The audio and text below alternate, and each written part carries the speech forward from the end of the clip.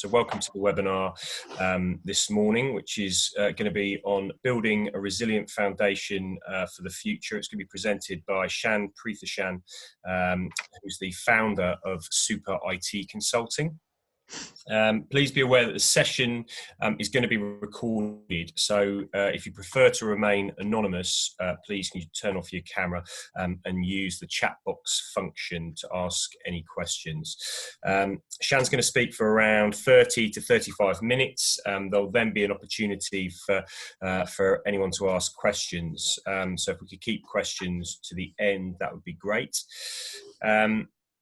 I've just got a few slides which I'd like to run through before Shan starts. I'd like to sort of begin by explaining a little bit about the Hertfordshire Growth Hub, for those of you that aren't aware of the services that we offer. We're a consortium that's led by business support service provider Exemplus, along with the University of Hertfordshire and Hertfordshire Chamber of Commerce. We've got many years experience supporting local SMEs across Hertfordshire with all of their business and development needs. If you could just flick onto the next slide, please, Shan. We offer support to businesses across the county, as I just said, through our advisor team and digital platform. Some of the services that we offer include one-to-one business coaching and mentoring, access to finance and funding, support with training, and also advice on business planning and strategic development. You can just flick on to the next slide. We try to enable businesses at any stage of their development to access our support, and that's obviously particularly relevant as we navigate our way through these challenging times. And we've got a dedicated COVID resource page on our website, which is updated daily with the latest news from the government and details of relevant schemes. I appreciate there's an awful lot of those at the moment, but yeah, there's details of all the relevant business loans and grants on our webpage, and as I said, that's updated daily. There's also lots of other resources, including guidance for employers and for UK businesses that are trading internationally. So there is, yes, it's a really good resource for anyone that's kind of got any questions about COVID. Our advisor team are available to answer queries between 8:30 and 5:30, Monday to Friday, and full details of how to get in touch can be seen on the slide that's been displayed now. And that's it from me. So I'm going to hand over to Shan to take you through the session today, which is building a resilient foundation for the future. And as I said, if you've got any questions, we'll pick those up at the end. Over to you, Shan. Thank you, Ed. Hi, everyone. Welcome to today's webinar, Building a Resilient Foundation for the Future. My name is Shan Preethashan. I'm the founder and transformation director of Super IT Consulting. My expertise are in transforming the business models and operating models for larger to SME organizations as well. So businesses today strive to success through sustainability and resilience. Business sustainability enables endurance through crisis. Resilience is the capacity to recover quickly from uncertainty. In my webinar today, I'm going to focus on resilience, but also going to touch on some of the sustainability as well. So businesses normally go through two phases. One is explore and one is exploit. So each business starts with an idea, and over a period of time, the business models get innovated, transformed, and moved into the exploit stage, where the growth are dominant in the market they operate in. So the business have been forecasting their growth in last few years, and they've been expecting growth to achieve the growth targets to be achieved over the next few years. Unfortunately, the current crisis has impacted that prediction. So the businesses are now then pushed back into the explore state because they need to identify, what is their next activities, what are the next strategic objectives they need to achieve as they pivot through from explore into the exploit. As part of this, we need to architect the business's building blocks. The building blocks are outlined. I'm going to talk through the 4 building blocks, which is strategy. We need to review the existing strategy and make the right choices to support the existing assumptions so that the businesses can commit to deliver them for from current state as well as the future state as well. All businesses have a business model. We need to review those business model such that to establish whether they're sustainable for the future. If it isn't, then we need to pivot and innovate them. Businesses also have operating model. These operating models need to be assessed to understand whether those business models can be delivered. If they can't, then it needs to be a new next generation operating model needs to be developed and implemented to deliver the business model and strategic objectives. And finally, the business planning is to prioritize and commit to achieve the target through the customer outcomes and the business outcomes. So let's now look at the strategy. Building a resilient foundation starts from your strategy. On the left, there are 5 key components I've outlined as part of the strategy: the market, the products and services that you offer in the market, the financial outcomes that you want to achieve, the channels that you deliver your products and services, and the business operation. When the businesses have been reviewing those 5 components of the strategy, they would have identified the outcomes and the business priorities that they need to deliver over the coming years. So your organization may have reviewed their strategy, the current strategy, in 2019 quarter last year or in January, and they would have identified the outcomes they want to achieve. But these outcomes may not be the right outcomes in the current state, but it may help you to maneuver to achieving those outcomes such that it can be identified and prioritized as well. To identify what are your priorities of the market that you operate in, we need to do 4 activities. We need to diagnose the current strategy by asking certain simple questions such as, what are we good at? How do we generate our revenue? What are we able to achieve in the short to mid-term and long-term? What capabilities do we have today that we can maximize, or what are the capabilities that we need for the future? Once we diagnose those building blocks, then we will identify the winning areas that businesses need to focus on. Once those identifications have been identified, then those need to be prioritized, which matters most to the businesses for now to medium term. Because we are now heading into an uncertain territory. We don't know how the customer is going to respond to our products and services. So we need to able to predict for a midterm area and then move into the long-term aspects. Once we identify the priorities, then we need to start creating an executable strategy. So that's where your strategy, the resilient foundation, starts from your strategy. Then moving into the business model section, we need to assess the current business model in relation to the strategy priorities to establish whether the current business model can deliver the outcomes. If it can't, then it needs to be pivoted or innovated such that we have the right capabilities to deliver the strategic objectives. So I'll be using a 9-box business model to assess the current business model, whether it's sustainable. In the middle, the value proposition. It outlines the value that we deliver for the customers, the products and services that you have today, which delivers it. To the right, the customer segments that we serve. It could be B2B, business or business to business, or business to consumers. The channels outlines the services that business interacts with their customer segments. The customer relationship outlines the ongoing relationship that the business has established with the customer segment that they serve today. To the left, the capabilities that are required to build your value proposition that enables to deliver the benefits for the customer. They are procuring the service and products from you. The key resources that are required to operate and deliver the outcomes the business are expecting, as well as the customer outcomes. Then the business also have partnership engagement with some of the suppliers, so maximizing value generation through those partnerships as well. Then the bottom two are the cost structure and the revenue stream. cost is outlining all the business model elements of the cost, and the revenue stream are the value proposition generating value stream. So the business are here today to deliver a value proposition to meet customer needs. So value proposition is a core element of your of the business. So we need to understand whether the current value proposition is sustainable for today as well as the future. If it isn't sustainable, then your business model needs to be innovated.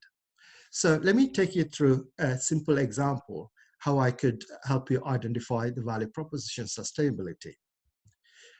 On the right is the customer profile. The customers that you serve today. It could be it's B2C customers or B2B customers. Those customers will be undertaking a number of jobs. It could be emotional, it could be social, it could be functional. So outline all the jobs that they plan to undertake, or now and the future as well. While they're undertaking the jobs, they may encounter some pains, either through the services that the businesses deliver, or by their nature that they're not able to achieve the benefits. And the jobs will also help them to achieve the benefit or the benefits that they wanted to achieve by completing those jobs. This customer profile will need to be assessed across all the customer segments that you deliver products and services to. To the left is the value map, which articulates the products and services that you offer to the market. So all the products and services, any small service, like delivery or supporting the customers through contact centers, all the services need to be documented. And then you need to document the pain relievers to identify and prioritize the pain relievers that overcome customer pains. And then the gain creators are the benefits that enables customers to achieve through completing those jobs. If your products and propositions are not meeting the customer needs, then the value proposition is not sustainable for future. So therefore need to be thought through at the customer lens to identify how things need to be taken forward. So now I'm going to use an example of DIY retail store, very simple example to show how this can be mapped. On the right-hand side, customer profile, as we are heading into the summer, we all wanted to take care of our lawn. We want to buy garden tools. We want to clear our garden, and we want to plant. And as part of that, the reason these jobs been done, because we want to enjoy the sunshine. Kids want to play in the garden. We also want to plan garden parties because we've been in the lockdown. So garden parties can't be undertaken until the lockdown has been lifted. So we are planning ahead. And then when you're buying the tools, we also want to make sure that customers can buy those tools and the services quite easily. So those are the gains the customer want to achieve. There are other gains as well, but I'm just highlighting some of the examples here. But when they are executing their jobs, they may encounter some challenges, the pains. Products that they want to buy may be out of stock. They may have ordered the products, but it might take long delays to deliver due to the current crisis that we are in. On the left, using the DIY retailer, the retailer will be selling garden tools in addition to other tools as well. They will also provide repair services. They will provide delivery services to deliver the products that customers ordered. The gains they're creating is they become the one-stop shop for garden products. And they would also created self-help videos so that the customers can look at the website and assemble the products rather than contacting the contact center asking for an engineer to come and help. The pain relievers, because the customer is keen to buy the products, the businesses need to manage their stock accordingly. Because the DIY retail stores have been operating in a face-to-face and a retail store element, they may have digital presence may not be matured enough to meet the demand in the current crisis. So they would have created pains for the customers. And also demand-based delivery model may not have met the demand of the customer needs. So these are the challenges the business have created for the customers as part of the overall pains. So the business need to focus on overcoming those challenges such that their products and services are meeting the customer needs in the future.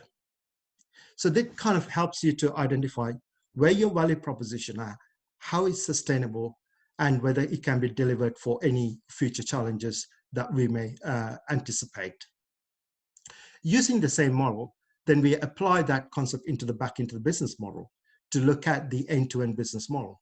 So the value proposition this DIY has created is the one-stop shop for garden tools. They are able to sell high-quality tools. The customer segments they're going to serve is consumers as a B2C. It could be other customer segments as well. Their engagement or the sales and services channels are retail store, and they may also have digital presence. The customer relationship, how they're engaging with their customers, is through marketing campaigns, maybe through payments, payment schemes that they've established, or setting up the account and they're in contact with the customer.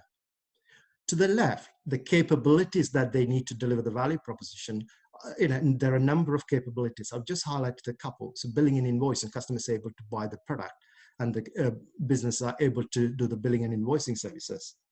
Marketing campaigns, they're able to promote the products to the customers. The key resources required, the engineers there to help the customers with any problems or the challenges that they face, a part of the tools that they purchase. Payment system to make the relevant payment.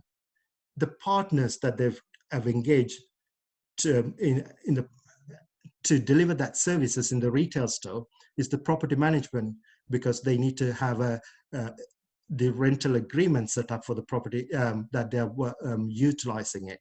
Logistic company doing the logistic aspects of those tools. The cost elements outlines all the operating costs for that retail store. And the revenue stream is generated through the sales of tools. So you can see the value proposition is your core element to identify what your customer relationship looks like and who your customers and the channels that you're servicing. This will also help you to identify what your competitive position is. From your competitive perspective, they may be in digitally more advanced than your business. So you're kind of trying to catch up with your competitors. So the business model will give you a foundation to identify whether your value proposition are sustainable today and for tomorrow. As part of your assessment, you would have had a sparking idea to come up with a new value proposition that may increase your growth or direct towards the future of the market. So for example, using the tools, which I've highlighted in the green, the business may have now moved into selling products into a service model operations. So renting tool rental. So that's a key value proposition because the business is going to, the customer needs are changing. So the business need to adapt to that changes. The consumer market that they're going to support is the same customer segments. And the channels, they have introduced a new partner channel to improve their sales targets or the service targets as well. The customer relationship is created through service contracts, and the capabilities need to be enhanced. So new capabilities need to be set up, service management, the resources such as warehouse needed, and the new suppliers also need to be set up to meet the demand. The cost structure is increased by setting up this business model. What the business is able to achieve is another revenue stream, which is the subscription model. So by looking at the current capabilities, the products and services that you offer today, you could look at the changing demand of the customer and assess it, and then take that direction, what the customer needs are looking at. So the value proposition is a core element to your business model. So to give you an example, when I was working for one of the largest gaming industry, we all know gaming industry start with a physical device in hand and physical device at home. And our kids would say, oh we need the latest version because certain games can't be played in the specific devices. So what the gaming industry did, the organization I worked for, they were pretty much focused on building the game kits and selling it. That's where the revenue was. they could not compete with the market going forward. So they have to pivot their business model and innovate such that they could move into any device model play. So what they did was they looked at the product, how they could expand the product capability, such as within the house, the gaming, the customers can use those games in other devices such as iPad or phone or on their other TV, or multiple players be able to play. So they were able to utilize the same tools and the capabilities to innovate their business model. So it is the time now to look at your strategy, review your strategy, and assess it against your business model, whether your value proposition is sustainable for now and the future as well. Now then, we need to look at the operating model. We need to assess the current operating model to establish whether we can deliver the business model. If we can't, then we need to redesign our current operating model into a next generation operating model, such that the business model outcomes and the strategic objective can be delivered. Let me take you through the operating model components. I use very simple, 5 building blocks of the operating model components. One is business capability, customer experience, organization and culture, governance, risk and compliance, and performance management. And I will take you through each of the components through the next slides.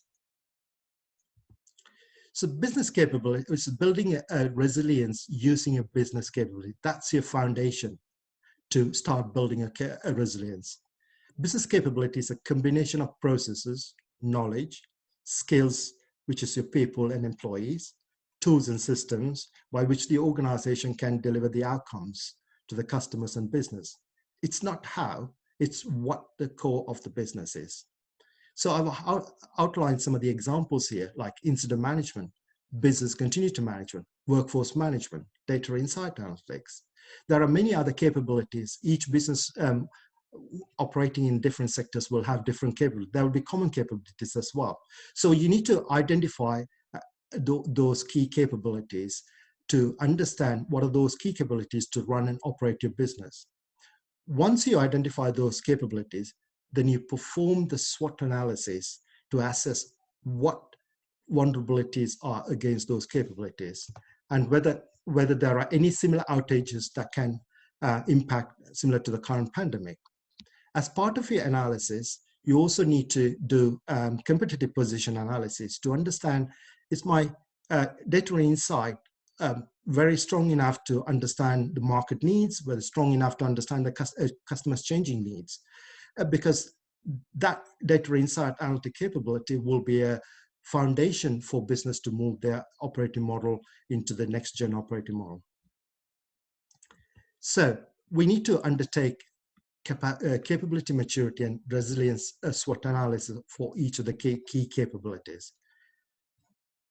The analysis need to be undertaken across the 4 dimensions of the capabilities: people, which is your employees' skills; processes; information and data; and technology. In the people dimension, you need to identify what the roles and responsibility gaps do you have today to meet the future needs, or do we have the right skills today which can be exploited for the future? Do we have any skills gap? Do we have in the organization who are accountable and responsible for those capabilities outcomes, who are responsible to make the relevant activities underway when there is a challenge, the business is facing a challenge? Do we have business continuity plans against those capabilities? And do we have the right learning and development plans such that we can improve our workforce experience?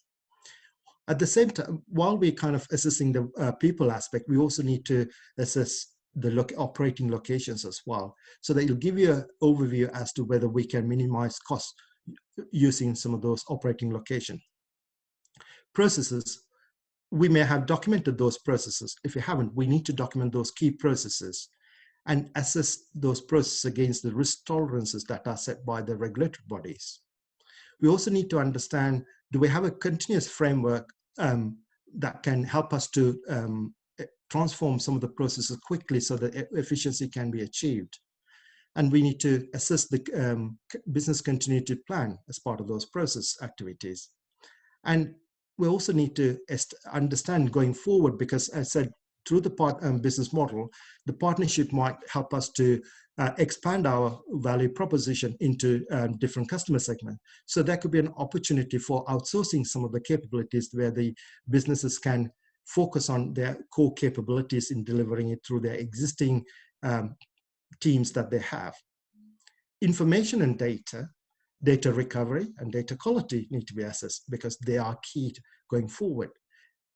We have got data across multiple systems. We need to bring those data into common systems so that we can connect the dots such that it can be processed to provide us an information rather than sort of raw data. We need to assess what our data governance model looks like and the compliance aspects of it. The technology elements then come into play to understand what our IT landscape looks like. In larger corporate organizations, there'll be still legacy platforms which still servicing the customers and the business as well. Can they sustain any future challenges or events that the business might face? Business continuity plan need to be reviewed as well, and the application recovery process need to be identified. Not forgetting the cyber resilience need to be assessed, because anytime due to technology moving fast, there could be any unexpected events to the business operation. We need to identify the investments of the IT and establish whether those investments are being targeted at the key capabilities. Through this SWOT analysis, you will identify a number of capability gaps. These capability gaps can be closed through transformation initiative or through the continuous improvement. Continuous improvement are very quick, small change processes where it can be funded through business BAU cost, OPEX cost. Transformation initiative need CapEx investment, where you need to articulate the business case and get the investment funded for that. At this point, the businesses need to understand whether they're investing in the right capabilities such that the outcomes can be achieved very quickly and the capability can be built in a resilient way. Then we move into the experience of the customer experience.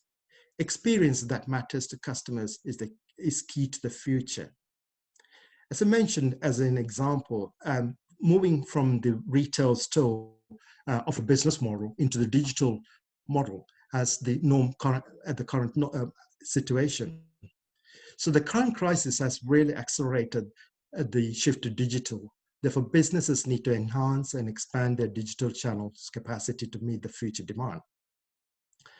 Businesses may be operating using a web and mobile platform, but they also need to consider other new channels such as social or web chat or chat through app channels as well. There could be other new channels such as WhatsApp, which can be introduced for customers to be interacting. Data insight capability is a key component to developing the future experience, because we don't know what the norm is going to look like, but the business would have had the customer data and the market data.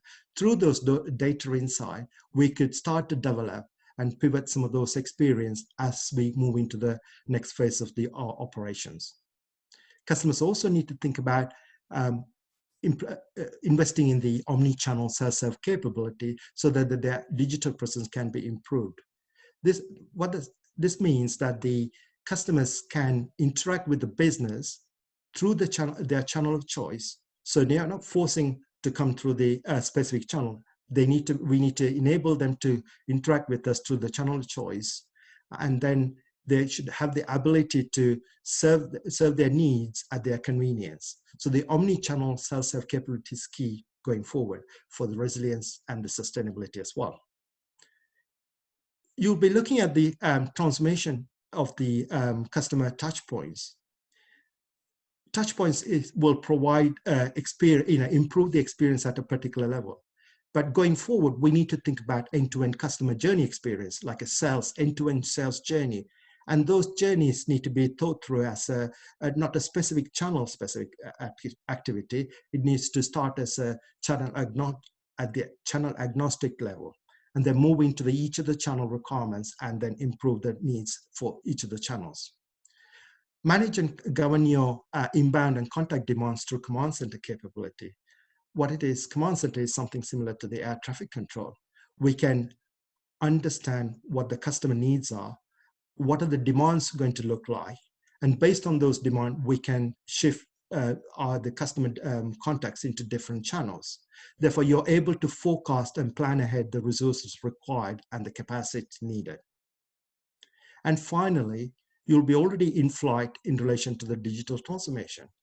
We need to assess those digital transformation initiatives to understand, are they kind of enabling and transforming the digital channels and accelerate them to improve those experience for the future. Now then, let's look at the organization and the cultural elements of the operating model. During the pandemic, many of the organizations have rapidly restructured at a short period of time. They've stood up the teams in days, not months. In the past, when I worked with organizations to restructure a function, it probably takes about 6 to 8 weeks to understand what is needed and then implement another 4 weeks. So about 12 weeks period to restructure the organization. But most of the organizations have done this in days because they were able to move fast and work in the agile way of working. So our ways of working has changed from a siloed operation into an agile across the enterprise. So it's imminent for the future. There needs to be a restructuring such that we can operate in an agile way going forward. The leaders need to think about all the lessons that they've learned during this crisis and apply them and restructure the organization to deliver the outcomes. At the same time, they also need to they should not just rewire their roles because they find, oh, we wanted this specific role. Now you need to look at the capability lens. That is your starting foundation. So look at the capability lens and assess whether you have the right skills to enable those capabilities and deliver it. And then you can then identify how many employees and FTEs do you need, or you could identify whether if you don't have those capabilities, you could look at outside to partner with some of the service providers of those capabilities. Innovation is key to recovery. It's not about R&D. Innovation is about identifying the ideas, taking all the ideas that's been generated through the internal communication and exploring it. Those innovation ideas need to be explored with the customers, and it also need to be fail fast if those ideas are not valid. So businesses need to be bold enough to validate those ideas very quickly and then fail fast. What I meant is fail fast is take those ideas and shelf it because it may be useful for the future. Investments are needed for those innovation activities. So it's recommended to think about the innovation rather than the R&D aspect. While we're restructuring the organization, it's also culture is a key component of it. Data insight-based decision-making is very key across from a leadership to right at the operational level, because you're moving into the new norm where you would not know any predictions at all. So data insight need to be your core component, facts to drive those decisions. The businesses also need to cultivate continuous improvement rather than specifying a 6 to 12 months change and then at the end of the 12 months you're not able to achieve the outcome. You need to look at continuous improvement mindset so that you can trial and test and drive forward. Collaboration across the enterprise and partners are very key to driving the values. So we now looked at the business capability. We now looked at the customer experience. Then we looked at the organization structure and culture. Now we'll now move into the governance, risk, and compliance. You're not starting from a blank sheet of paper here. You've got a governance framework. You've got the risk framework. You will have a compliance team to monitor and support your activities. Use that as an anchor point to review any of your governance activities and the framework outcomes, what they plan to deliver as part of your operations. If you identify any duplicate activities in your governance forums, eliminate them. You don't need to have multiple meetings for the sake of having multiple meetings. simplify your governance forum into three-tier model. One is an exec model, which is, all the leaders sit down and understand and make the right decision and help to flow that from top down. Supervisory model and operation model. Your operational financial risks need to be managed very tightly. You need to review your risk tolerance in line with your regulatory threshold and test it, whether they are meeting the standards that have been set by your regulatory body. Use the existing risk enterprise risk management framework to assess your risk. RAG status, when you identify the risk, RAG status them. If it's in the red, you got to identify mitigation activities and implement them very quickly. As part of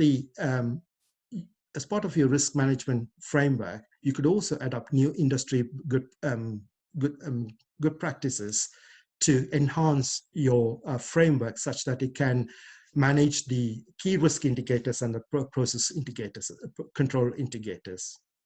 And then finally, the compliance bit. Regulatory compliance policies need to be adhered. Don't forget these to be, these are there to help successfully drive your business and deliver the outcomes. So review and manage your policies and identify, are there any changes that needs to be implemented? The procurement and commercial team need to review the contract clauses that has been already been set up as part of the existing partnership. They need to assess, are there any compliance issues, and discuss those compliance issues with the the partners and implement the relevant mitigation action. You need to stress test the GRC frameworks across the enterprise. And finally, the performance management. You've been managing your operational metrics and financial metrics up until the crisis. The crisis has changed the metrics dimension. So you need to use your performance metrics foundation as a starting point to become the baseline for tracking the ongoing business performance. So you would have been undertaking customer experience, such as Net Promoter Score, but you may have not undertaken any first point of contact resolution. So, i.e., when the customer contacts, you're able to resolve it at the point of contact, rather than customer to contact you 3 or 4 times to get a resolution. Leads conversion rates, customer satisfaction. So need to think about all these new KPIs and assess as part of your business performance. Your employee experience is key, because you need to understand how you're operating in the current norm, whether it's helping the employees to perform their task, and then what do they feel about the business as going forward. The financial metrics are also key. The financial team need to work with the commercial teams to assess and govern the commercial and contract KPIs that's been set as part of the contractual elements. Review of business plans in line with the financial outcomes, so that such as the CapEx versus the EBITDA. EBITDA is the operational profit of the company. So we looked at the operating model, we looked at the capability maturities, and we looked at all the performance aspect. And finally now, in the business planning aspect, we need to prioritize and commit to the plans that will deliver the customers and business outcomes. So business planning activities. As part of the business planning activities, you need to review and prioritize the current investment plan. And you need to assess whether they are impacting the current capabilities and intend to deliver the outcomes that matters most. If they aren't, then you need to stop those initiatives that are in flight mode and shelve them, because they will be useful for the future. As part of your assessment of your capabilities and more as part of the business building blocks, you would have also identified new initiatives to improve. So those initiatives need to be prioritized and implemented such that the business and operating models can be transformed and innovated. Start your business planning journey in based on capability-based business planning. Otherwise, the bottom-up planning may not be able to give you an end-to-end view to establish whether you're impacting the right capabilities. And then invest in the businesses need to also commit their investment for business model innovation. Because once you transform your operating model, you need to innovate and test your business model, how sustainable they are as we move into the new form. You cannot innovate a business model once and then shelf those business model for next couple of years or so. It needs to be reviewed and innovated over kind of in a short period of time until you can get back into the exploit state. In that mind, we looked at architecting the business through the business building blocks to build the resilience with the agility and speed to market. So when you're looking at the business, don't forget to review your strategy and prioritize your business objectives accordingly. What matters most for your business? And need to stress test your business model and innovate or pivot such that you can deliver the value proposition and meet the customer needs. Operating model, you need to review your operating model and transform to a next generation customer-centric operating model. Customer-centric should be the key element driving forward. And then your business planning activities need to be prioritized and committed to deliver the change the business needs to go through in the future. To that extent, thank you. I would like, before I hand off to the Q&A session, I'd like to thank the Hertfordshire Chamber of Commerce and Hertfordshire Growth Hub for giving me the opportunity to help the local community by presenting the how you could build the resilience of your business going forward. My contact details are outlined below. If you need any help, if you need to speak to me about some of the topics that I took you through, then please be in touch.